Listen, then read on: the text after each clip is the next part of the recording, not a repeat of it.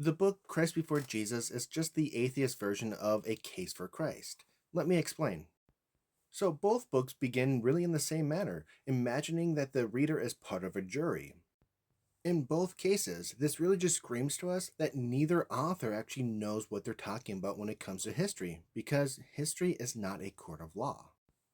So, from the very beginning, both books tell us that they have no idea what they're doing, but what are the other similarities? So, both A Case for Christ as well as Christ Before Jesus, they cherry pick the sources that they use, and they make it appear as if those are the only experts in the field, and then they just ignore everyone else who says something differently. So, it's really people who have blinders on when they're doing this research. And what that tells us is that they really don't care about the actual field, about the scholarship. They're just trying to prove one point that they've already came to the conclusion of. Now, surprisingly, one of the things that both books have in similar is that they both hate on the Jesus seminar. They both make it appear as if the Jesus seminar is somehow central to biblical scholarship, and it's not. Now, here's the thing.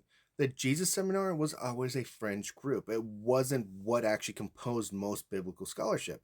And in fact, many of the people on the Jesus seminar were not even scholars, they were lay people. Now, while A Case for Christ and Christ Before Jesus both come to very different ideas, to different conclusions, they get to those conclusions in the same manner, which is lying, manipulating the data, and ignoring anything that doesn't agree with them. So, yes, both books are pretty much similar. One's just for atheists, one is for theists.